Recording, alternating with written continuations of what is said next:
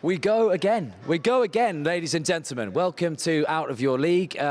We are, John, in Tribal, in Hull, in Kingswood, just outside of Hull. I'm looking at a crowd of... It's in Hull. It's not outside of Hull. Is it in Hull? When I looked yeah. on the map, it was just outside of Hull. We're on an industrial estate, basically, in a bar. And I'm looking out at maybe 6,000 people. Would you say? 7. At least. 7? Minimum 10,000. It's like a Salford home game, isn't it? Times 5. This is what I wish. This is what it feels like to do Nebworth, Yeah. isn't it? Yeah. Anyway. You've got an ego like Liam Gallagher, so there we go. Anyway, good people of Hull, let's make some noise. Yes. I can see a lot of red shirts. Not too many. Can you hear us at the back? They're already throwing fruit at us, John. Turn it up. Turn it up. We'll just speak louder for you. Turn it up, lads, like we're in control of the volume. So we're just going to turn a knob of beer and it's going to get louder for you. We'll just speak louder. John, talking to the microphone, you should know from Sky. Oh, there you go. I can hear you at the back now. Yeah, there Is we that a go. bit better? Can you hear us at the back? Everyone hear us? Everyone hear us? Yeah. Go on, put your hands in the air. Any KR fans?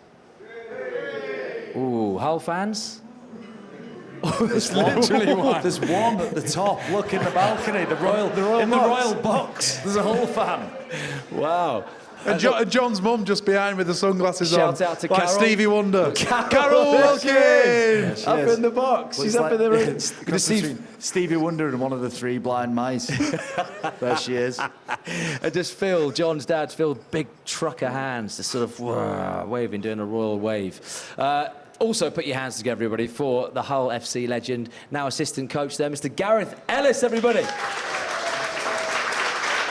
you very much. Thank you. How are you guys?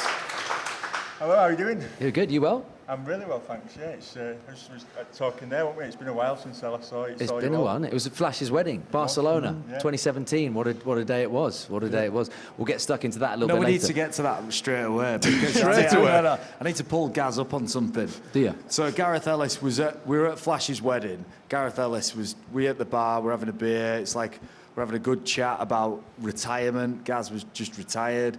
He said, look, honestly, best thing I've ever done.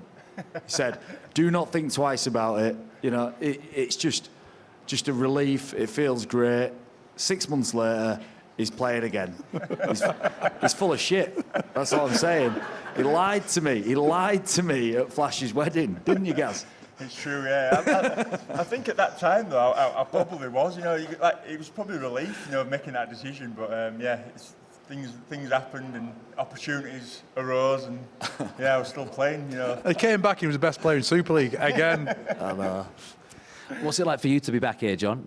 So I said we're in Kingswood. Tell me, because I've never been to Kingswood before. Should I be scared? Should I be excited? What's it like coming home? You feel a bit nostalgic? Yeah, you know, I think everybody has an affinity to where they're from. Look, I've got to put a caveat in there. I lived in Rye Hill, which is East Hull. You know, it's a bit out of the way from here. So saying driving to this place now, did I feel like I'm coming home? Probably not, Will. You know, if I was driving into rural sort of Rye Hill, The crooked billet. Yeah, and there's some ducks running around. Everybody's related. You know, then shouting, "Give me start six." to get really excited. But no, yeah. Look, I think Hull's a great place, full of great characters. But I think one thing I found with where you're from is people want to make it about where you're from all the time. Like, you love it.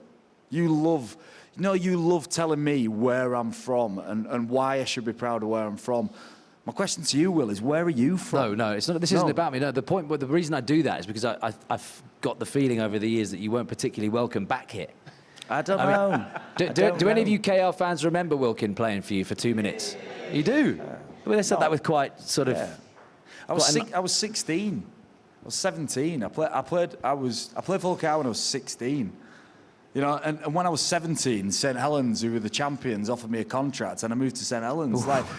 But no, at that time, you just wouldn't even it's just Hull in the championship. St Helens offered me a contract, and I remember I got sent off in a Challenge Cup game at Craven Park, and a Hull fan, you know, came to me outside the ground and was like, "Whoa, bet you're." And Hull won, or there was there was an angle anyway, and he said, "I bet you were leaving," and I just felt like, we just won the treble in 2006. You turned your and do you know back what on I mean? them, didn't you? I did regret. You know what? I didn't. I wanted Hull KR to be incredibly successful when I played there. Unfortunately, the timing wasn't right, so I had to leave to be successful. And, you know, I love this part of the world, but I don't regret leaving at all. Well, look, this isn't all about you. It's about Gaz. But I want just to couple bit more, because, look, from what, 1983 to 2002, before you made your Hull KR debut, what happened in those years? Because you've told the 65 people that listen to Out of Your League over the years that you grew up on a pig farm. Shout out to Phil and Carol up on the balcony again. So what was life like? It was on great. that farm. Tell us about, you know, childhood just outside Hull, which was for you. I'll tell you what, I wasn't looked after by my parents. That's a fact. I remember once, you know, because I lived a country life, like I used to climb trees and things, and I remember being stuck up a tree for like 2 hours, Will, and my dad's like just blissfully sort of carried on with life underneath me in his pickup or something, and I got stuck up a tree for 2 hours. It's neglect, Will. And they're here tonight as well. So if anybody wants to, you know, if we get like a bit of a posse together and we'll ambush them on the way out, we can. We're going back to the farm later, aren't we? We're staying there. Mark's staying there tonight. Like my childhood was the best childhood ever. Loved it. Absolutely loved it. Yeah. OK, Gaz, we are going to get to you, don't worry. But as we always do when John's here, and I haven't seen you for a few weeks. I've seen you on the telly, heard you on the radio. You've been on Question of Sport as well. You've been on everything. You're a prostitute. But what you have got is a bit more correspondence. And, you know, I like to keep you up to date with what's happening on Twitter. And I know you came off Twitter. So just to sort of bring you up to date with... Is this why you came off Twitter? Because of this feedback? There's some constructive stuff on here as well. Look, so this is just over the last few weeks. Adam says, Jon Wilkin loves the sound of his yap. You talk shite. What an arrogant tosspot. Shout out to Aaron. Oh, there's more. First round of applause. I wonder if we get a round of applause, everyone. This one from exiled Wezzy, who just says, Wilkin's a fucking clown. Bushnut, FFS, which I think stands for fuck's sake, they've atted BBC Sport and they say, why have Jon Wilkin on? To top that, they've probably got Jonathan Davis on comms. Did they? I think they did. Aaron says Jon Wilkin is clueless. Connor says Jon Wilkin, please stop talking shite. Pete West says Wilkin is a complete spoilt tosser who was never good enough to play in the NRL, but thought that he was. This is a nice one actually from Stephen Thomas, who says what an absolute cockwomble Jon Wilkin is. These are all real. Check him out for yourself. Josh Harper says Wilkin is full of shit. Worst pundit on Sky, and they've got Phil Clark on the team as well. Phil Clark actually got another mention in one that I saw. He says, this is from Andy. Didn't think Phil Clark would be surpassed as the biggest dick in rugby league, but Jon Wilkin is pushing him close.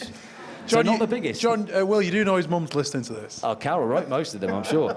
And this one, just lastly, which is quite nice, it's quite fitting, actually. Freddie says, why does Jon Wilkin pretend he's never stepped foot in the city of Hull, the scruffy Long Hill fucker? Interesting feedback, Will. Let me give you some feedback. Right? Don't bite, just take it. Just take it. Yeah, I've been thinking about a bit of a retort to you reading out what people think about me. And do you know what I thought? I thought I might tell you what I think about you. Do it later, come on. No one's interested in that. I'll tell you what, before we get started, Gaz, Mark, you can join in this as well. A little Hull quiz for everyone, right? You can score your own points as well. So who knows Hull the best? Bear in mind, we've got a Hallensian sat here, and we've got a few in front of us over here. Gaz, you're an honorary Hallensian. Mark, you don't know what a Hallensian is, but that's someone from Hull. Number one. The population of Kingston upon Hull, as of the latest data in 2022, to the nearest 50,000, the population of Kingston upon Hull. Gaz? I mean, he did live here, Gaz, for about a decade. 400,000. 400,000, says Mark. Come on, quick fire. It's supposed to be quick fire. 420,000. Oh, gosh, 450,000. The answer is 323,550. The George Hotel, one of the oldest surviving pubs in the city of Hull, claims to have the smallest what in England? The smallest what? The George Hotel's got the smallest what? Window. Someone over there got it spot on. This one, I know most people in the crowd will know this, but I know you don't know your football, Mark. So the Football League season's just finished. Hull City are in which division? Championship, says Mark. Championship. You didn't look so sure, Gaz, there. Championship, you're all spot on there. A couple more. Hull was named the city with the highest proportion of what in 2002? rugby league fans. Someone's on it back there as well. Snorers is the right answer. I just want to know how they got that information. Snorers. How did they collect that information? It sounds like bullshit, doesn't it? We'll have a few more It's like, tonight. hang on a minute, who snores? Hands up. There we go. We've got a study. Been watching Sky. Been watching you on Sky. And the BBC for Challenge Cup. And last one. 1, 2 or 3 of the following things were invented in Hull, Gaz. Boiled sweets, LCD screens and Lemsip. 1, 2 or all of them were invented in Hull. Wow. It's Lemsip. Lemsip, I'd go Lemsip. All of them. Lemsip. Lemsip, all All of them. of them. All of them. Come on, you're from Hull? Lemsip. Just Lemsip. All 3 of them. Oh, well. Boiled sweets, LCD Do I screens win and that Lemsip. quiz? I don't know who won. I think the lady over there who said snoring. Right, come on, Gaz. Let's get stuck into you, my friend. So look, obviously you're not from Hull. You were born in Castleford, weren't you? Just outside Leeds, a Leeds boy, really. You've played for Hull FC from 2013. I really want to get stuck into what this city is like to play rugby league in, and the whole derby as well. I mean, you've talked about it loads, because John, I remember you saying over the years one of your biggest regrets in your career was not playing in a Hull derby. So let's start right there. What's that like? Really, incredible, really. I mean, not coming from Hull and obviously joining in 2013, one of the first things that people talk to you about is you must win the Hull derby. You know, that's the be all and end all. You know, people talk about we don't care if we don't win other games, as long as we win the Hull derby. And I probably just passed it off a little bit at the start and didn't think much of it. You know, coming from the last time previous to that I'd played in Super League, I was winning a grand final with Leeds. So that's what I wanted to do: win grand finals and Challenge Cups. So passed it off. But over time and reading, listening to my teammates mainly, and just how important it meant to people like Scott Taylor, Danny Houghton. The fact that they can't walk around the supermarket, after a loss because they get so much abuse from both sets of fans, and it meant so much to them. So I took on the sort of mantra that if it means that much to them, it has to mean that much to me. And obviously over the years as well, you build up that rivalry in itself. But it's great game to play in, unbelievable experience and atmosphere, and I know that there's a few derbies in Super League, but I haven't played in all of them, but the Hull Car and Hull FC one is something special, really something special. I mentioned Castleford. Obviously, you used to follow them as a kid, and you was a fan, home and away. So I always ask everyone who comes on this show that sort of first moment that rugby league grabbed you by the balls. What was that? I think I grew up, in a rugby league family. My dad played for Doncaster, Sheffield, and York, so he never played in the top division. But him and my brother and his brother, Uncle Graham, he played for Hunslet and Doncaster. Played for Loch Lane, all through the years. So it's sort of, I don't remember a day where I wasn't interested in rugby league or wasn't forced to be interested in rugby league at some level. It was the thing I asked for as a kid. At Christmas was a cash shirt and a rugby ball. I don't remember a particular moment that it got me. I think I've just grown up with it, and them experiences. One thing led to another. Obviously went and ended up playing it in the end when I was about 8 years old. You got a chance, didn't you, at Wakefield, which I know you look back on really fondly.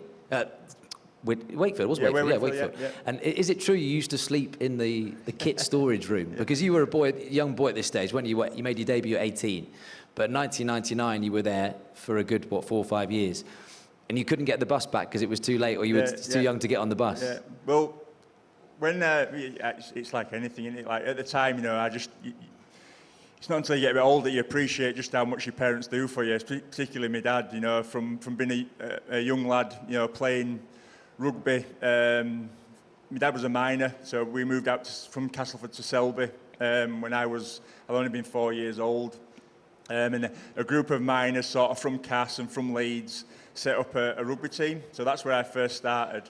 But we didn't last long. Selby's not really a rugby league area, so it didn't last long, struggle for numbers. And then I moved to Wakefield Trinity in Castleford. And I remember my dad by this time my dad was a crane driver, so he'd come home, covered in grease and shit, and Just pick me up straight from training, travel sort of 35 minutes, to training, and do that twice a week, and probably wouldn't have any tea. And he'd get up and do it all again the next day. And like I said, at the time, you just take it all for granted. But when you're a bit older and you've got your own kids, you just appreciate just how much, of an effort that was. And that didn't stop, up until when I signed for Wakefield. I didn't drive at the time, so he used to get up. I used to get up with my dad about 5:30 in the morning. He'd drive me to Castleford bus station. He'd then go back to Selby and go to work. I'd get the bus from Castle bus station to Wakefield, and then on the way back, I'd have to wait till we're done. We used to get all the shit jobs at Wakefield, like as apprentices, and we used to have to clean the ground and do the boots and all the things that you expect apprentices to do. I'd then get the bus back to Cass. I'd go to my auntie's. I'd wait at my auntie's until my dad had finished work. He'd come and pick me up, and that was the cycle that we were in. But it's one of those things now. I think back and just how proud of my dad I am, for doing that, And I think it's really, something that, when I moan about taking my lad to, 10 minutes down the road, when I come home from training, that he's got to have a bit of a reality check. But then, so back to the porter cabin. So it was actually a lad from Hull, Steve Snitch. He was travelling over from Hull every day, and was probably costing him more in petrol money than he was getting paid as an apprentice at Wakefield. So he was a cheeky little shit, and he just went to the chief exec. She was Diane Rogerson at the time. And he just said, "Oh, can I, any chance, anyone using these porter cabins up here?" And she goes, "Well, we do on match days, but other than that, no, not really." And he said, "Oh, can me and Gaz stay? We're travelling every day. Can we stay in these porter cabins?" She went, "If you can sort them out, they're yours to stay in." So we bought ourselves a microwave, went to somewhere, got a couple of beds, some curtains for the windows. They're still there now, all of it. The microwave, if you go in box 7, there's a microwave, 2 pairs of old underpants and a curtain. Yeah, decked it all out, and it was absolutely brilliant.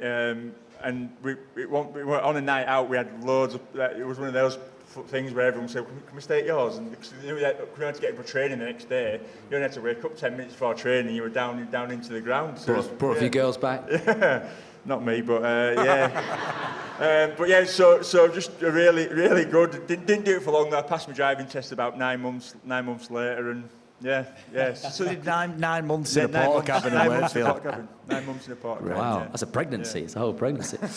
Look, and this was around the time when you would have first laid eyes on Gaz on the pitch, wasn't it? I mean, you started, 99 was your debut, early noughties was yours. What were your first memories of Ellis? I think the first time I heard Gaz's name mentioned was, what was the first year that he got picked in the Great Britain squad, Gaz? 2003. 2003. So Paul Wellens, who's a good mate of mine, came back and he sat in the middle of our training room, and Saints were doing really well at the time, and he said, "We need to sign Gaz Ellis," to everyone, to all the players, to the coaches. He's like, "We've got to go sign this guy."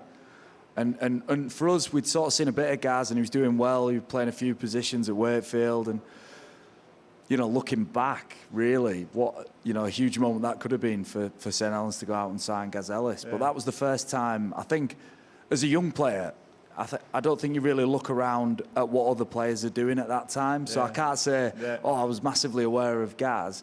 But when one of our senior players came in and said, "Look, this guy is exceptional. He's just come into the Great Britain squad and can do anything." And I was like, wow, that's actually, massive. I had a meeting with Kel Coslet. Yeah. So you did? Just after that time. And it's one of those things, because obviously you think you're doing it all in secret and that. And it wasn't until probably a couple of years ago, Robert Elson, who was at Castleford at the time, I was doing something at Castleford, only a couple of years ago, came over and said, "Oh, remember when you had that meeting with Kel Cosley? We were just sat down a few tables down from you." And so like, "Oh yeah, that secret meeting that you want a secret." But yeah, it just wasn't the right time. The things about timing, aren't they? And and I think for me, being at Wakefield, I don't think I would have got the opportunities that I did anywhere else at that time. You know what I mean? Obviously, particularly from '99 to sort of 2002. Wakefield was the best club for me, and that's why I'll always be grateful for that opportunity that they gave me, and and it was a good time as well. We had a good time while we were there. It was a tough time for the majority of it, in that, you know, our highlights were, you know, while Jon was winning grand finals, we were trying to win on the last day of the season to stay in Super League. Against Cass. Against Cass, I remember yeah, that. Once against Cass and once against Salford. Do you think people are in a rush to get to a position or a club when they're not quite ready? And also, academies at these big clubs get a lot of young players through and probably put a lot of kids in a position where they're not quite ready to be involved. Like, you had the benefit of time, didn't you? Like, yeah, that's huge. That's right. I mean, I signed for Wakefield at 18, but prior to that, you know, I played for Yorkshire, like under 9s, under 12s, and then I didn't play for, you know, representative rugby all the way up until under 18s.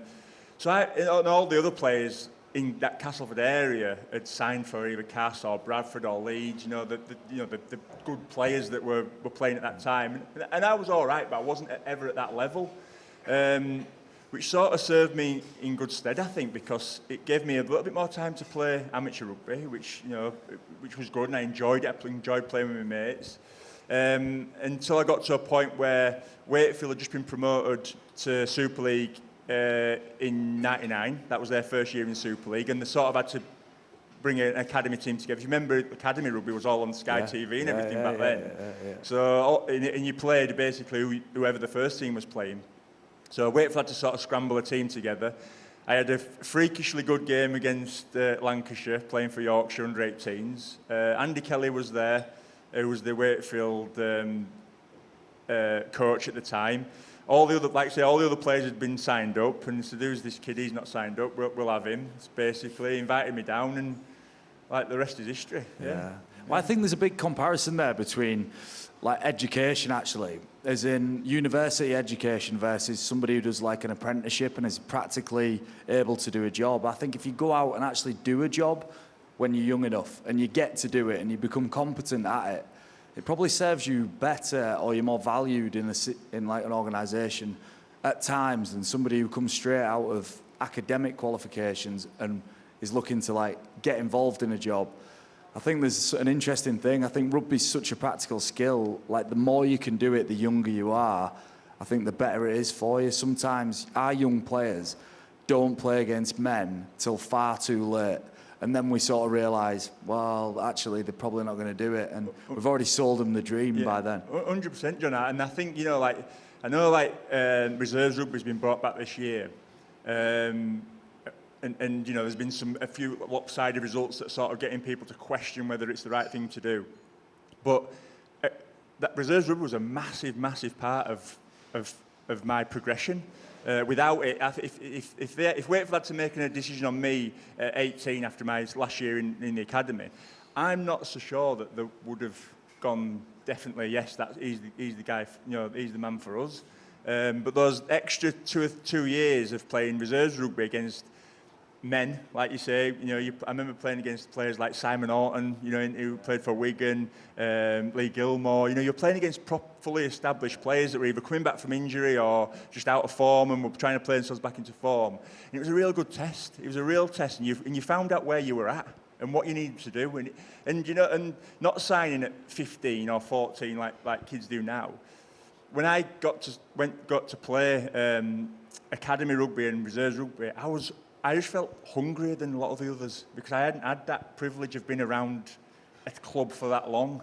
It was either now or never for me. So I always felt like I was a little bit hungrier than some of the other players around me. I think when you start playing against men as a young man, your character comes out, doesn't it? So you can be skillful, you can have all the talent in the world, but it doesn't matter unless you've got character. I think when you step up to that level of playing against men that are bigger than you or a bit more pressure on you, that's when it comes out. And I think sometimes you can invest a lot of time in young people unless they've got the character and the ambition and the toughness to perform. It's a bit pointless. I think that's probably one of my strengths, was that I was able, you know, I'd never stood out really any age group. I was able to I was able to make that step up. I was able to play sort of consistently well in academy. I was able to play consistently well at reserves. And then when I went to play first team, I was able to sort of adapt and play well at that level as well. There'd be some shocking stats on that, I reckon. I don't know if anybody's ever done it, but the best performers when they're young, right? So there's 6 players who are outstanding when they're young. The likelihood is one of them will make it, 5 of them will disappear, but those 5 won't disappear and end up playing. They'll disappear. Yeah. You just won't see them ever again. Yeah. And so almost recruiting from that next tier or the tier down, where they've actually got a motivation to be great. Like, you need a reason to be good at that level, don't you? Well, you always gone about it, don't you? Grit as one of your personal qualities. That's the biggest thing as you grow up in terms of being a professional rugby player. I've played with both of you, and you're probably 2 of the grittiest, most tenacious competitors I've played with. And if you've got that, sometimes the other abilities don't matter as much. But Gaz speaks about his dad, driving full of shit to drop him off. Like, I know I took the piss out of You're saying Ken's full of shit? No, but he's full of grease. He's done his job. Like, that comes from home. I'm telling you, I look at my parents, and my dad did the same. Mum and dad did the same. Carol's asleep, by the way. I know, she's fallen asleep, but they did the same for me, and not just did it, and they didn't need to do it, do they? They don't need to do it, and that if you've got that inside you, right, that gives you something, and I've always had something inside me, and it's gritty because I know I don't need to do what I'm doing, but I've just got this fire to want to do stuff, and it comes across differently. Like, people will judge me as a player, but I don't give a shit about that. I couldn't give a shit what people think, but I know I'll keep going. I'll just keep going, and that comes from your upbringing. But I think that's one of the most important attributes for anybody, particularly rugby players, is that ability and that willingness to want to compete. Want to win, really want to win, and winning's not just on the scoreboard. Winning's on every time. I spoke about when I was at West Tigers. I made every contest personal between. So if someone ran at me, I thought they were having a crack at me. If you run at me, then it's me v you. It's a duel between me and you, and I wanted to come out on top. I didn't every time, but I tried. Where did that come from, Gaz? Was that always there as a kid? Was that there in your teenage years, younger than that? I don't know. I think for me, I was always a fairly shy kid, and I think almost a desire to fit in, particularly like when you're a young lad and you play, it's a bit different now in the environments, around first teams now. But when I sort of came through at Wakefield, you had players like Andy Fisher, proper hard blokes, and Gary Price, Willie Poaching was there, and proper men, I think I always had that desire to please them, to fit in, to be accepted by them, and part of that for me was that grit, being that gritty player that were prepared to do all the hard stuff. If they, ran the ball, 100 mile an hour, then I had to do exactly the same, and I think I earned their respect, and I honestly think that it was probably a lot of that stuff, not so much the skill stuff and any tactical stuff for me that probably got me my opportunity in the first place. It's probably coaches seeing that side of me that said, yeah, he deserves a crack. He deserves a crack. And like I said, I was able to take that kind of tenacity to first team level. The Leeds move was a massive move for you, wasn't it? 2005, you spent a good 3 years there, and we had Willie Poaching on the other day, and obviously when you were there, that was the sort of, the early days of that golden generation, and you won back-to-back grand finals against this guy. Yeah, you played in both of those, didn't you? That was the first 2 of 5 defeats on the spin for you, wasn't it? Yeah, great. It was a great time. Let's talk He about nearly signed at Bradford, though. Before Leeds. Yeah. It's funny because I listened to JP on this podcast a couple of weeks ago. And I think he was saying about how he had signed, I think, for Leeds in the February or something like that. Well, I had the conversation with JP probably about May time. And he was trying to tell me how good Bradford was, because Bradford had come in for me. But I still had a year left at Wakefield. And Wakefield wanted me to sign another three-year deal, or they'd offered me a 3-year deal. But like I said, I think that, like Jon said, there's a time comes when you think to really move on and kick on and probably realise that the opportunities that I had to leave Wakefield at some stage, whether it was that year or the year after. I had to make that decision, so I was reluctant to sign a new contract with Wakefield. I was quite happy to play the year, but I also understood that Wakefield probably could have got a few quid from me as well, by selling me a year early. And Bradford were the first ones to sort of show an interest, and it seemed like that's the way I was going, where I was going. JP rung me and sort of were telling me how good Bradford was. But now I know that, now when I think back to that conversation, I can sort of read between the lines. He said some things that I think now I know. Yeah, he'd already signed for Leeds, because he's sort of saying, I don't know what I'm going to be doing yet, but it's a really good club and some really good people and that. But it all fell through with Bradford. I think they were trying to do a swap with a couple of players rather than paying the money. And when Shane McNally rang these two players to sort of discuss coming to Wakefield, they didn't have a clue about it. They didn't know what was going on or anything. So it was one of them. That's rugby league, though, isn't it? That's just rugby league. So I think Brian Noble must not have passed on the information. Shock. Brian Noble just takes clubs to bankruptcy and then leaves. He'll go through it. Bradford, he did it. Toronto, he did it. Celtic, Wigan nearly went bust under him. Celtic Crusaders. Salford went bust. Even his amateur club went bust. He just takes things to the brink. Just driving off in that German army bicycle helmet into the woods. So that I said, this I don't want to be part of this. The two lads, they're pretty good players at the time, though, and I don't want to be part of this kind of scenario. I said I'll just stay at Wakefield, and then I was prepared to do that, and then I watched Leeds beat Wakefield about 60 points to 0 on Boxing Day, and I thought, what am I doing here? I've got to leave. And then Leeds had shown some interest, and sort of, I was in my agent, went back to them and made things happen. I signed in January. You had so many good years at Leeds then, so what about that move to Sydney, to West Tigers, where later you two became best friends, didn't you? You followed him over to Sydney, it's cute. Before me and John became best friends. I think, 3 years on the spin there, you were player of the year, weren't you?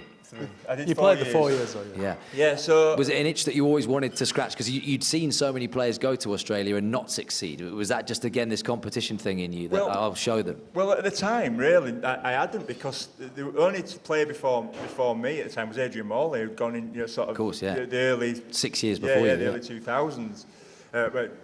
So I was a bit unsure, but I'd spoken to Moz a lot. I had an interest in the NRL as a kid. I had aunties and uncles that had gone on the old Great Britain tours and stuff, and they brought me.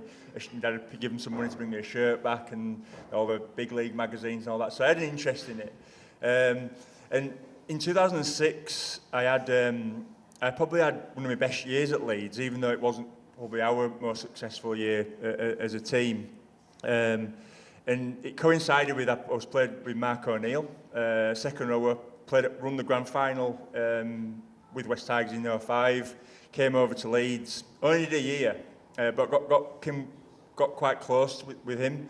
And he was on at me all the time saying, you've got to go to the NRL, you've got to go to the NRL.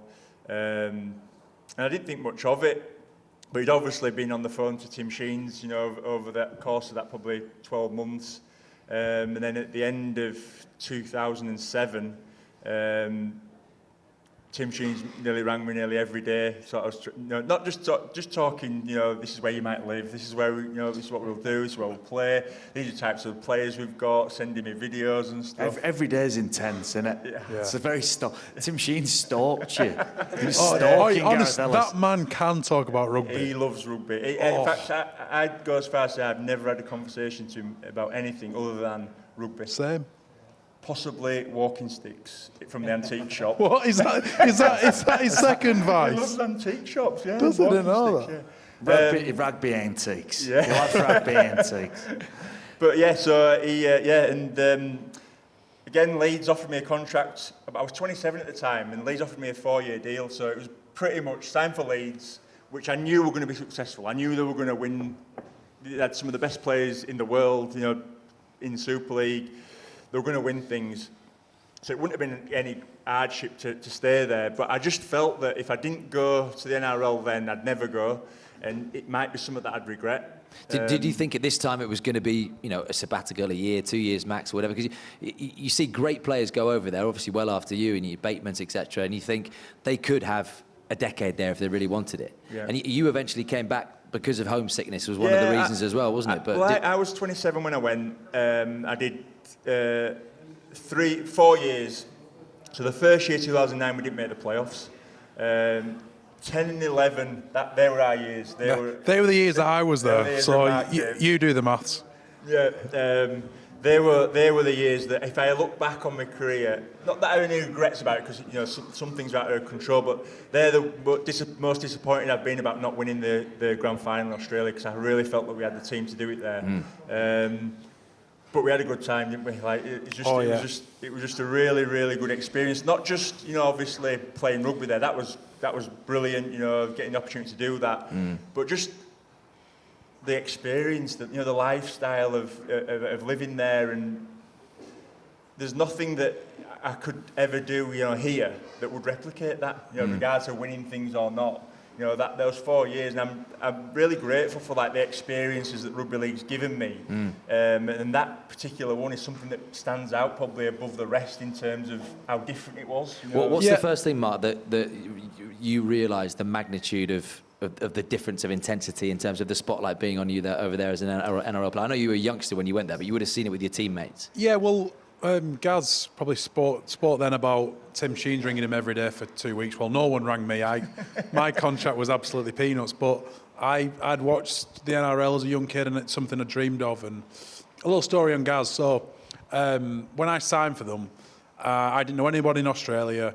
And Kevin Sinfield from Oldham is a friend of a friend. So I said, you used to play with Gareth Ellis. Would you mind giving me his email address? I want to email him just to see where to live.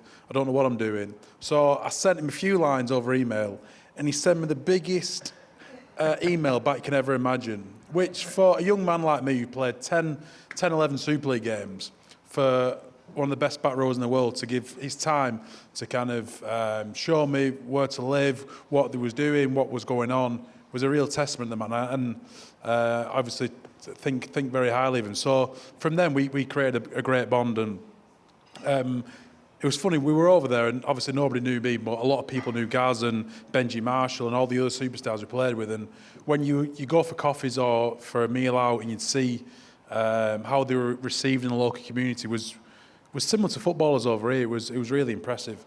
And the team we had at the time, we could have won trophies.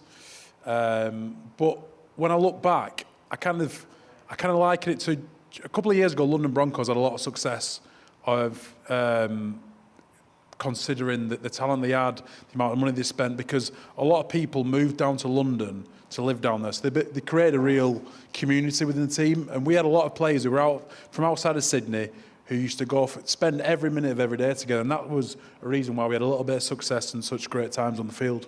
Yeah. We had a real, when I went to Australia, I felt like a Super League player, an England player, Great Britain player, whatever, playing in the NRL. Within probably, 3 or 4 months, 6 months down the line, I felt like a West Tigers player, and that was testament to the lads that were there, the club. The club were absolutely fantastic with me in terms of, sorting my wife out, making sure that she was happy, and that they couldn't have done any more for me. And in return, I suppose, that lifestyle of if we weren't like training or playing, we were playing golf, or we were playing cricket in Benji's garage.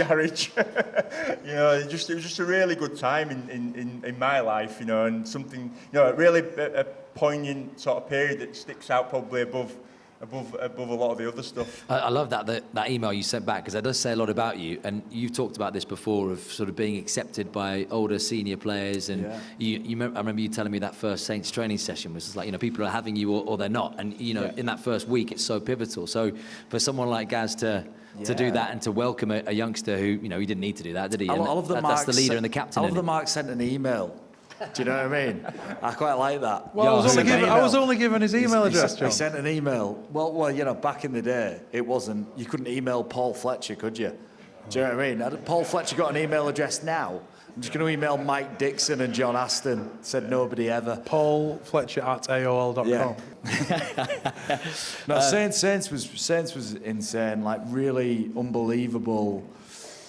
Sort of senior professional superstars of the game. Paul Sculthorpe, Kieran Cunningham, you know, Sean Long. Like, but when I look back at my time when I started at St Helens, it was such a chaotic environment. So many good players that there was not a huge amount that tied it all together. It was chaos. And we existed in chaos for maybe 4 or 5 years, and it was successful. But reflecting on it, you know, over time, it just wasn't tied together by this thing that we now call culture, which sounds weird. There was a shitload of good players. Yeah, it was. Really good players. By the way, that Budweiser bottle, I was just thinking about it. Carol actually has it mounted above the mantelpiece, which we'll see on the farm later. She is up there on that royal box. Look, here's one, because maybe Gaz can't answer this, but why do you think then Gaz did succeed in the NRL when so many players, you know, with as many qualities as Gaz didn't and haven't? Well, I just don't think there are as many players with Gaz's qualities who've gone over there. It's quite simply.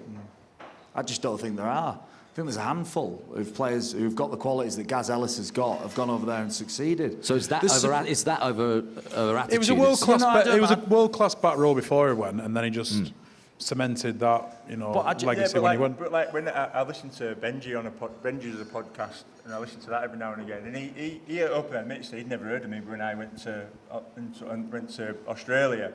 But speaking of first impressions, he says on the podcast that I first training session, I ran over the top of him, I broke his rib cartilage. And so he knew I was, you know, in the first day. You know what I mean? I bet he was filthy with that. He said he never told anyone to get looking soft about an English guy running over the top of him. But you know what I mean?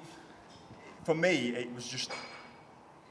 it was a challenge, and a challenge that, like I said before, I was able to keep, you know, step up and adapt sort of to that level, and that's what it was when I went to Australia. Yeah, and I think sometimes, you know, what we're guilty of in this country is we celebrate the fact our players go to Australia. Sometimes for me that's a bit crazy. It's like we're celebrating the fact that Super League is a little bit weaker from our best players going to another competition. So, you know, we almost like glamorise it, which I'm not saying is wrong that we... someone just threw a pint at John. Yeah, fine. It's not saying that it's wrong. What I'm saying is it's interesting, isn't it, that we talk about how players do in the NRL, and we speak about the NRL in such lofty terms. All the time. I feel like it's a bit of a failing on. But that's not changed, is it? That's not changed today. It is. That is the answer. But I felt is that like lessening though? Because obviously, you know, people like Rob Elston, who you mentioned, are not in position anymore. They want that to be less of a power, less of a pull. That's not going to happen anytime soon, is it? No, I think it's only going to get worse. I think with players going over there. You know, I read an article on that. There was a discussion a couple of weeks ago about reducing the salary cap in this country.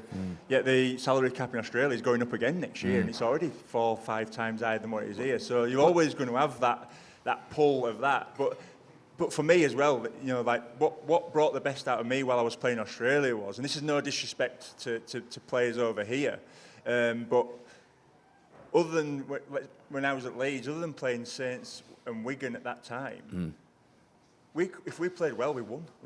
We won the game. You know what I mean? The biggest games were Saints and Wigan.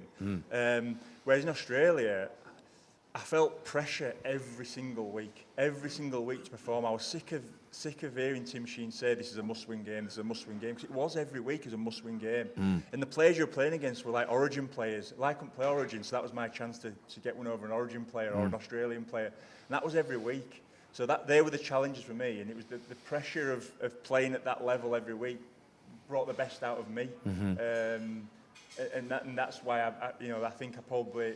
I'll admit, I wasn't the best. I don't think I was the best player at West Tigers for those 3 years. But what I was probably hardest working, and the player that I think every player should want to be is the player that other players want to play alongside. And that's probably what I was, in terms of turning up for training all the time, working my bollocks off, and working really hard in games. So the obvious question, when it's all going so well, and like I said earlier, you were player of the season, 3 seasons on the trot for West Tigers. 2012, you announced you were coming back to Super League and you'd signed for Hull FC. So was homesickness 80% of that decision, or what? Yeah, well, things had changed, obviously. We went over with Rachel, my girlfriend at the time. Within those first 3 years, we got married. We'd had a little boy who was born over there. And sort of just probably family life just changed a little bit. We'd gone from, from playing cricket in Benji's garage to, playing golf, every time we got a chance to some sort of, family stuff. And how much pressure then comes from the missus in that decision? Yeah. I mean, because for you on the pitch, everything couldn't be better, could it? Yeah, we were happy. We were enjoying our time there. I just think 3 years down the line, things had changed a little bit. I think for us both, we were sort of thinking about home a little bit more than what we'd done previously. And I had a year left. I'd signed an extension at West Tigers and I had a year left, but I just went and said, look, I'd like to go home at the end of the year if possible. And to be fair, they were really good about it and said, yeah, we won't stand in your way. The sad thing was I broke my foot in round 4 and didn't play till probably the back end of the year again. So you would have won 4 Player of the Season titles if you didn't break your foot? I think you probably would have done. So why Hull at that stage? Yeah. I imagine there were a lot of people queuing up to sign you. You're in your peak years-wise. 2012, that decision, because we're on to the Hull years, which is what the Helentians want to hear about, John. Yeah, I was lucky, like I say, from being 18 years old, only having one club interested in me, which was Wakefield. Took that opportunity to then, obviously announcing that was coming back, and probably had a little bit of interest from every single Super League club wanted, that were interested at some level. Obviously, I ruled a few out, fairly. Go on, so how do you do that? Talk us through the process. Widnes, fuck off. Wakefield, not going back there. Yeah, pretty much. I still had an appetite to win things and play for England at the time. So I wanted to play at the best club that I could play at, and probably narrowed it down to Wigan Saints and Leeds were my initial reaction when I first decided to come home. Never go back, Gaz. Yeah, never go back. Exactly. That's all the advice that I sort of got was that will it be the same, the second time around, and what I'd sort of found over my career is that it was more the time. I like my comfort zone. I'm quite comfortable in my comfort zone. But what I'd found was that it's when I decided to step out of it, when the big decisions really mattered, when I decided to step out of my comfort zone, let me do something a little bit uncomfortable, it brought the best out in me. And I recognised that probably early on. So going back to Leeds, I sort of ruled that out, probably after, some of the bottom teams, that I don't think it's the right move for me. And maybe, hanging my bag on the peg that I left, 4 years ago, maybe it's not the right thing for me as a person. And then next on the list was Hull KR, so why didn't you go there? Move on. And then, so I narrowed it down to sort of Saints at Wigan and Hull, really. And then Saints sort of were the one that I'm thinking. But when I wasn't prepared to travel. I didn't have all my career. I've never really liked that thought of travelling over the M62. So I was thinking about if I did move, I'd move over to St Helens area, Manchester area. But then talking to my wife, the reason why we were moving home was to move home. Do you know what I mean? So as much as it's I'm moving from 24-hour flight to probably an hour and a half over the Pennines. It's still an hour and a half over the Pennines, you know what I mean? So I think the idea was we'd bought an house before we left in Leeds. We'd moved back there. So the options really then were Hull. And I had a conversation with... Was Peter Gentle the coach? Yeah, Peter Gentle was the coach. So the reason my Hull probably stayed in the frame was I had a conversation over Skype with Adam Pearson, and he sold a really good story to me. You know, where he was putting a lot of money into the club at the time. He was ambitious about where he wanted Hull to go, and to this day I remember him talking about, imagine being, the first captain to win a Challenge Cup at Wembley. I remember him saying that to me, over Skype as we were doing it, and I probably didn't, cling on to that, but it was something I thought, yeah, that's, that there's something there to go and get my teeth into, as a player returning from Australia. Like I say, there's something there to really get stuck into and make a difference. Even if we didn't win anything, if I could leave the club in a better position, whether that's bring some of the youngsters through, job would have been done. And that was probably the thing at the end. So moving home, getting a chance to move home, and that story and that narrative of doing something and making a difference was probably the reason why I probably chose Hull in the end. That's interesting. He sold you that dream in 2012, obviously. Debut 2013, and then you did it back to back 16, 17. Well, I mean, they talk about manifesting. Yeah, I know, but that wasn't without its typical rugby league roller coaster ride. So 2013, I'd done all the pre-season, done all the friendlies, playing against Leeds in round 1, in the warm-up. Running, doing some warm-up drills, just felt a pop in the bottom of my foot, and I fractured my foot. My foot had refractured, and at that point, I don't know. It's probably the most disappointed, upset I've ever been, in my life, really, in terms of where I was at. The expectation that was on me. Was that the first time that maybe expectation had exceeded where you could deliver? Yeah, 100%. Because I felt that I all my career, I've been that player that I spoke about, that player that wanted to be the player that other players wanted to play alongside. With all the sort of attention generally around me signing for Hull, it was like I was Benji Marshall. Do you know what I mean? I got that impression that people thought I was going to do things. We're doing goose steps in training. Yeah, exactly. Do things that I wasn't capable of doing. I can work hard and I can graft and I'll do everything I can, put the team first. But I was never going to be that, and I felt that. So breaking my foot and all that expectation just all came tumbling down on me, and it was just so disappointing. And then I came back in 2013 and didn't play particularly well. I was trying, when you're trying your backside off, but just the product's not that great. And I remember thinking at the end of there, this has not turned out the way I thought it would. Maybe Saints or Leeds would have been a better option. So I had a real long layoff. 2014, we didn't have a great year in terms of team, but I was back playing. I was Players Player of the Year at Hull in 2014. So I was back playing something like 2015, snapped my Achilles. And at that point, I was ready to retire. That was an initial. And then the first couple of weeks, I was like, I think someone's telling me something here that this is enough for me. So go on, that again, the obvious question, but why at that point you kept on going again and Yeah. again and again? Well, we're close people to you. Was your missus, was your family saying, look, come on, Gaz, maybe enough is enough? My dad, who was one of those dads that was always, as a kid, was, you'll be right, get up, you'll be right, get up, you'll be right. No matter how hurt you are, get up, you'll be all right, carry on. And even he was a bit like, like I could tell in his how he was speaking to me was a bit like, considered retiring. But I think if my contract would have been up at the end of that year, I think I'd have definitely retired. But I had a year left on my deal, and I thought, I've got a year. This was after a few weeks. I thought, I've got a year left. I'll get the surgery done, see how it goes, and I'll just rip in. I'll just rip into me rehab.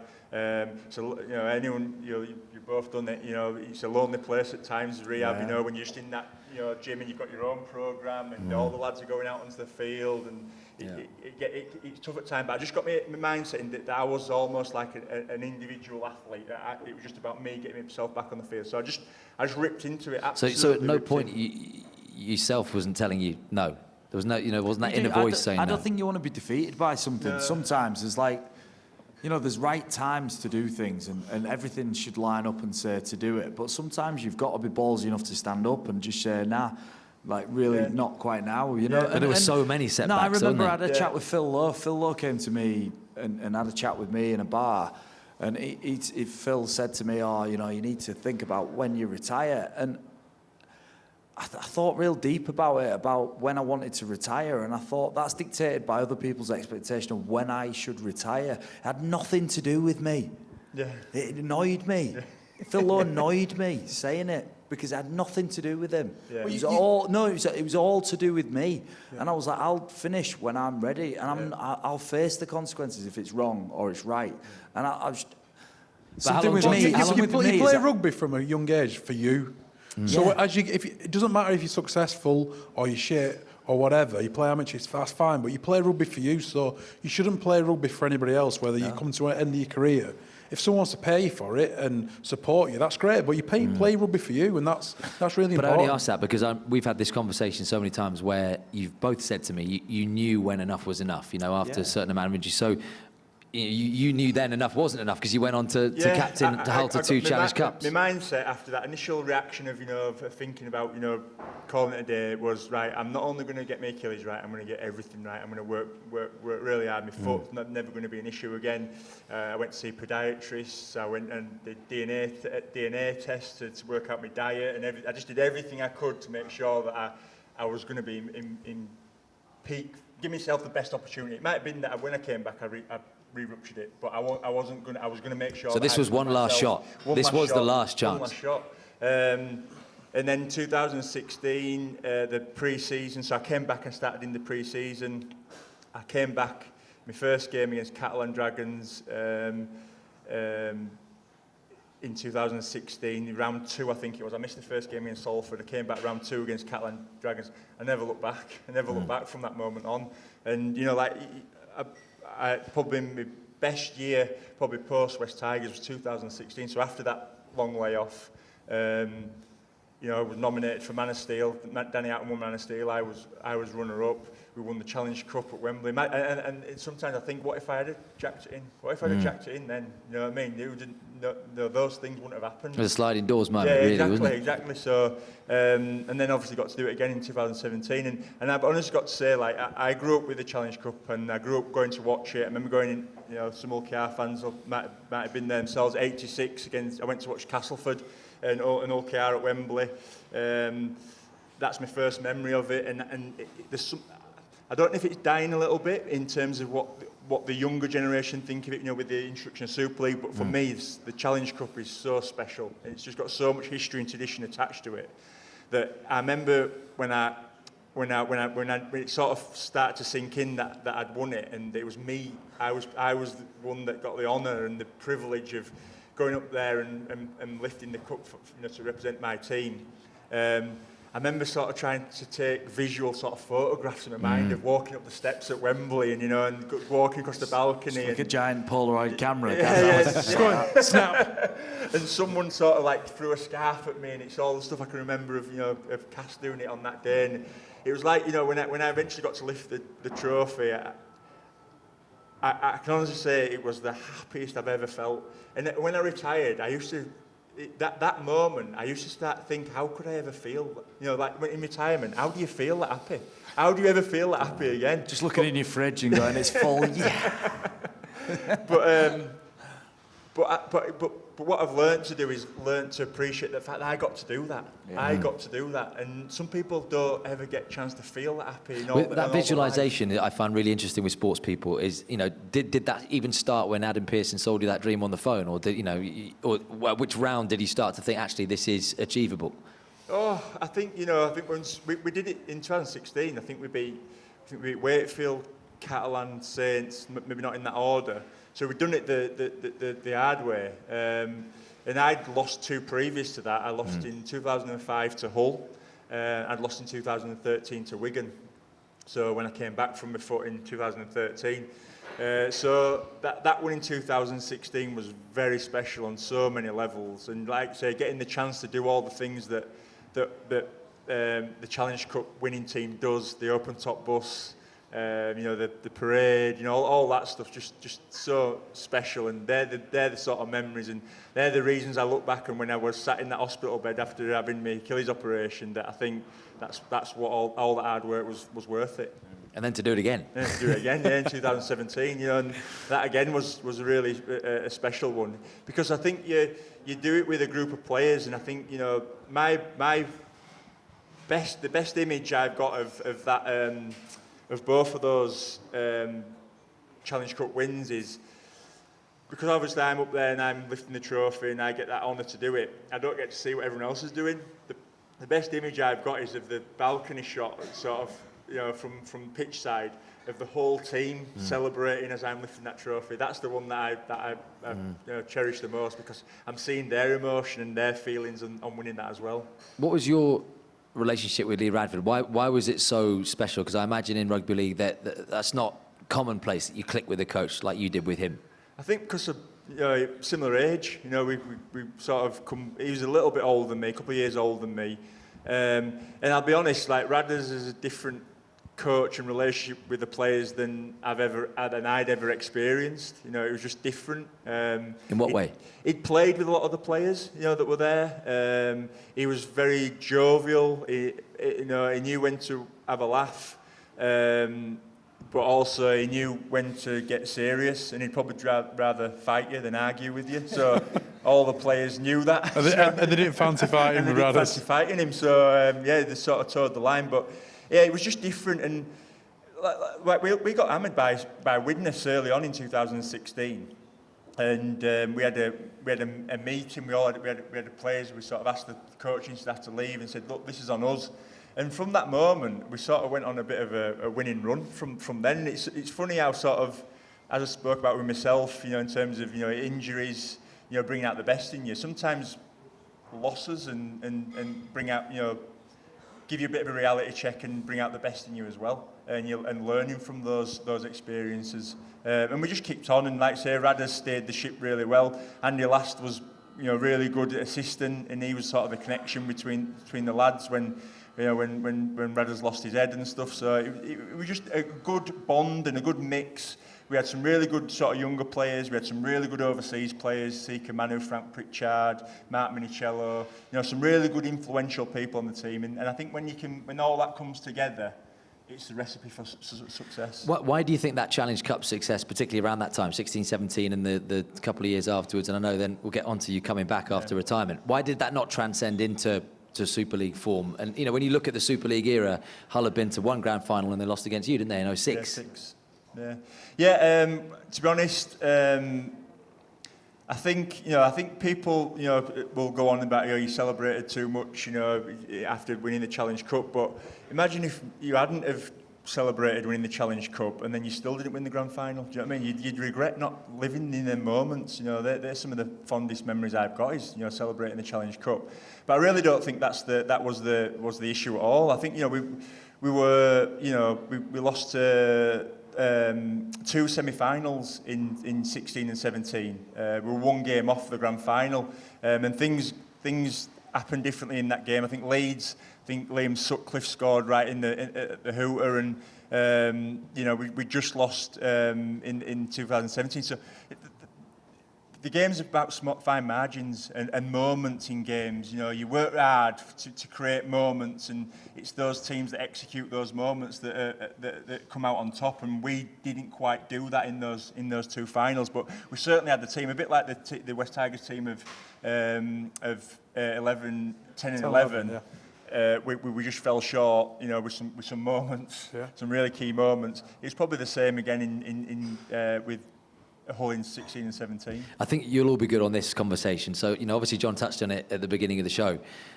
2017 you retire, 2019 you come back. At the time we were told, oh, there was an injury crisis and so on. Don't give me injury crisis. I know there was an injury crisis, but in your head, what are you thinking there, and how much was missing from your life having hung up those boots, and how much did you struggle when you, as you said, John, opening the fridge and looking in there and thinking, what am I going to do today? Yeah, it's funny because I always felt myself as quite a level-headed person, and I thought, you know, when retirement comes along, I'll take it in my stride and I'll move on.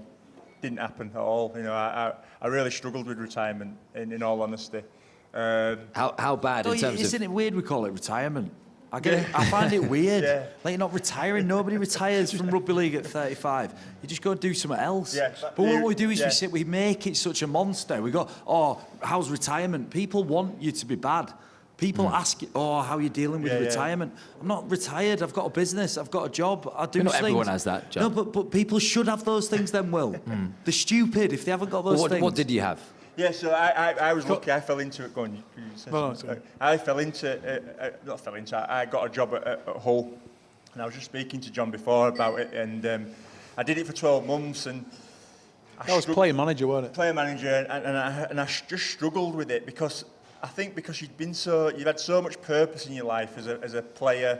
You contributed so much to the success of a team or not, that I found myself not having a clue what I was doing in that role. Yeah, and in what sense, what did you miss the most? Because I know you've said before, pathetic. When I ask people what do they miss the most, and they say, oh, just the crack with the lads, you say pathetic. No, but what was it then that was missing? Well, I spoke to Gaz at the bar about what he missed the most, and what I took from what he said he wanted to be exceptionally good at the new job that he'd started, but he'd only been doing it for a few months. Couldn't get his head around why he couldn't be great at it. What Gaz and what everyone misses is when you go from a position where you're the most competent man in the room to being the least competent man in the room, it's the feeling you get from being exceptional at a job. Yeah. So it's like any walk of life. You're amazing at a job. You start your own business and you go, oh my God, I know nothing about this business. And the feeling of fear that you get is like incredible. But that's human. It's human nature. But you wanted to be exceptional at your role. I wanted it there and then, and I couldn't get my head around the fact that I wasn't, and I was after asking questions all the time. And now looking back, I was stupid. I needed to give it time. Of course you do. That's what anyone does in a new job who's not done it. You've got to give it time to learn and develop and learn those skills. And I just didn't. And so, bit of an injury crisis. I think Scott Taylor got suspended, and you had your hand up at training going, pick me. Much. And Rad said, oh, do you fancy coming out? Would you come out of retirement for a few games until Scott Taylor comes out? And How long did it take to say yes? I wanted to make sure that it was I didn't say yes straight away. I was a bit like 4 minutes. I'll just go away. I'm good for it. But I thought, 3 games would be good. And I thought might have been a chance to go, I don't want to. Yeah, I've made the right decision. I don't want to play anymore. It went the other way. Honestly, I played against Wigan, and I remember tackling. This sounds a bit stupid, but I remember tackling someone, and I went with everything I'd got, and I whacked him, and put my shoulder. I got a stinger. My shoulder was hanging off. I could hardly move my arm. But inside I was thinking, I love this.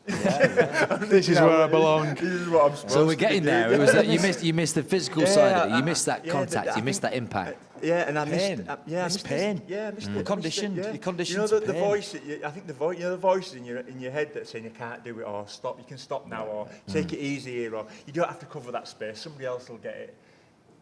But what is that as devil's advocate? Is that insecurities? Is that what is that inner voice telling you that? I think if anyone who does something that hurts will have those voices. I imagine. I don't know. I imagine they'd have those voices. When I go for a run now, I was training the other day, and Ben Max said, "What are you doing that for? Why are you flogging yourself like that?" I said, "To keep me sane, because I can have those conversations where the little devil on my shoulders going, stop guys, you don't need to do this. But on the other side I'm going, yeah I am, I'm doing it, I'm going to get through it, and I'm going to push myself and get the best out of me, and that's what that was. That's what playing was for me, was that opportunity to do that again without any pressure. I didn't have any pressure. I just went out and played. I wasn't captain anymore, because people say, oh, why did you retire? I retired because I don't know what it was like for you, John, but I remember before games and the build-up to games, my job was really clear in my head. And even to the point where I'd visualise stuff and I'd maybe miss a tackle, but then I'd quickly change and I'd know to do this. And that was the sort of moments I had on game day that allowed me to sort of prepare for a game. Yeah. There was a point when that all came really fuzzy and I couldn't focus on what my job was and what I was there to do and what my role was within the team. And that's when I started questioning. So it wasn't really physically, it was mentally. I just wasn't capable of preparing myself for the game anymore. Yeah, no, the clarity of when you're playing is crucial, isn't it? Yeah. Or focus of purpose is everything. So once that goes, and I think it went for me when, I always took on more than I should when I played. Probably, took on too much responsibility. I found the other ways when I got less responsibility. That's when I got fuzzy mentally. Is just. This is your job, 15, 20 minutes, then come off, come back on. I was like, whoa. I'm the same. That was what I I prided myself on that. I was captain, so I in my head I could never have a day off. I could never have those. Lads do it. They come in and they just get through the day. They'll get through the day, where they're not feeling great, whatever. I knew in my head I could never ever have one of those. I was captain of the club. I couldn't have a day where I tell you who was my go-to man, Danny Houghton. I'd used to go to Danny Houghton and I'd pull him to one side. I'd have a chat, I'd have a moan, I'd have a little gripe about stuff, knowing that it wouldn't affect him because he was the vice captain at the time. Then I'd go away, I'd go back to training and just forget about what I'd said to him and rip in. He was sort of my outlet. But I knew that I couldn't show any weakness. And that was what I prided myself on, and that's what got the best out of me. Week in, week out, knowing that I had to do that. But it's that moment when it all got a little bit fuzzy that I just started to... I wasn't playing any less, but I just didn't have that same passion and bite about driving it. So what's it going to take again? So Brett Hodgson says to you, look, Scott Taylor's got a bit of a sniffle, mate, this weekend. It's been a couple of years, I know. And then it's a couple of people going, you can't fucking do it again, guys. You're going to come out for a hat trick? Come out. Not a chance. Not a chance now. I honestly, you've laid so that to the bed. 18 months, the 18 months or so. So the 3 games turn into 18 months. Love that. Months, so I did the rest of that year and I did the following year. But it was brilliant. Like I said, I wasn't captain. And I even went to Radisson last year and I said, look, I don't want to be that guy for you anymore. I don't want to be that guy, that you're relying on to influence. And they said, that's what you're here for. That's exactly what you're here for. And I sort of had to think about it for a while. And I think that was the acceptance that maybe I aren't as good, I can't do the things that I used to be able to do, but I can still influence in a way that I used to be able to do. And during that period at Hull, the reason why they were successful was because I think they had a player like you that the other lads looked up to, that led by example. I think when you came back, you kind of probably, without knowing it, set the standards and gave the other lads something to achieve. And I think your presence far exceeded your talent on the field at that time. Yeah, I'd probably agree with you, Mark. I think that's the biggest compliment that anyone's ever given me is that because I looked up to players, like Jamie Peacock. He was someone when I played alongside him, I felt a level of expectancy of playing well for JP. Like he had that about him that you felt you needed to play well for him. So the biggest compliment anyone's ever given me is saying that about me. That I made them play better just by being me. And I think that's, like I said, I think that's probably the pinnacle of being that player that other players want to play alongside, is that you're also bringing the best out of them as well. So look, you said you had your sort of, I guess, insecurities. You questioned yourself a bit with the coaching role, and you're far more developed and far more down the line now as assistant coach at Hull. When's the point where you go, Brett, I've got this, mate? Because knowing you, the kind of guy, and just listening to you over the last hour, you want to be a head coach, don't you? I don't know. I really don't know. I'm not sure. I really enjoy being this. I nearly fell down the same trap last year of wanting to be the best assistant coach and not knowing how to use a computer and do all the analysis stuff.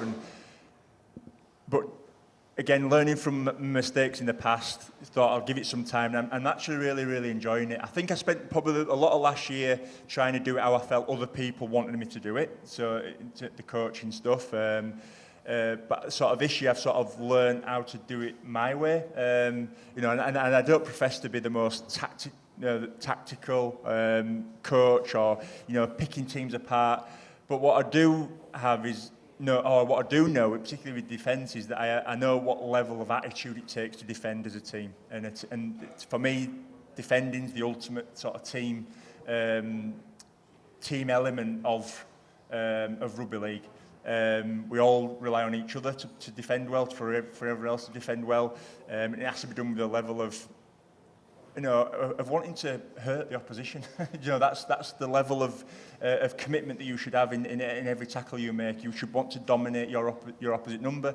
You should want to dominate your opposition. Every opportunity you get to so kicked into the corner, fly off the line, get off the line and bash teams up. They're the toughest carries in the game for a reason. Is because they're the hardest place to come out of. So just promoting that kind of mentality to the team is what I feel is what a good assistant coach can do for a team. And if we can do that, I think will be a good team and win games. But at the minute, I'm happy doing what I'm doing. I don't see myself as an head coach. There's some really big decisions. It comes with more pressure, doesn't it, head coach? I mean, you guys will all know. Surely being the lieutenant, well, is an easier gig, isn't it? In terms of being that main voice. And how that's considered by the players. This is the time of year, the deadline's passed where you're having them conversations with players, the good ones where you're telling them you want to keep you for another 3 years, but also the real shitty ones where you're telling clerks that you're no longer required. So I don't know if I've got that in me. I had an ability to sort of switch on from, the Gareth Ellis on the field is a total different person to what I am off the field, and I don't know if I need more crossover to be an head coach. I think you need a bit of ruthlessness. I don't know if I've got that in an off-field environment. You're the analyst. Would he make a good head coach? I don't know. If he wasn't sat here? I have no idea is the honest answer. I mean, you'd look at all the benchmarks that you would think, his level of attitude, determination, his competency, world class at what he did. But evidence suggests to me that the only thing that makes you a good coach is longevity at learning your craft. There's very few coaches in the history of coaching. If you look at Pep Guardiola, you look at Jose Mourinho, spent 15 great players and then spent 15 years learning the craft, or 10 years, or whatever it is. And I think we're in such a rush to thrust young coaches into head coach positions. And it's sort of sadistic because we're kind of like obsessed with watching them fail. Well, it's a bit like the retirement thing, John, isn't it? Like we're almost like, it's retirement from the end. Well, just because you don't have to, you can be an assistant coach and be an assistant coach. If you know what I mean, you don't have to be assistant coach. No, you could be assistant with coach. ambitions of being a head coach. You could be assistant coach for 25 years. Yeah. We'll just be the best assistant coach that there's ever been. And the thing is, a player is a very different job to being a coach. Look at Matt Peet at Wigan, who's had great success in a short period of time. He was never a player. But they're very different jobs. Yeah. Playing rugby is playing rugby. Coaching people is coaching people. And I think there's a really interesting thing in sport, isn't there, that good players don't make great coaches, because good players have a pressure and expectation to become great coaches quicker than coaches. Yeah. That's it. Yeah. So we're judging right. He's, Gaz Ellis is going to be, Great Britain head coach in 3 years. Are you crazy? People are crazy. Guys, thank you so much, mate, for coming down. It's been great to listen to you. And I know you've kept a room full of Hull KR fans hanging off your every word. So there you go. I was thinking when I came in, I said to the boys at the back, the media guys at the back, I said, there's a lot of red and white in here. I said, it's a good job I've never kissed a badge or spat piss at any of them. So tried to disguise yourself in the cap, but you've given yourself away. Look, everyone in here as well, get your phones out. Give us a little follow on Out of Your RL. We need you actually to just review and give us a 5 stars. We're 4.8, which is embarrassing. 4.8 is pathetic. We need to be 5 stars. Even if you just leave a little review and say Jon Wilkin's a wanker, it means everything to us. Put your hands together, everyone, for the legend that is Mr. Gareth Ellis. Thank you. Thank you very much. Thank you.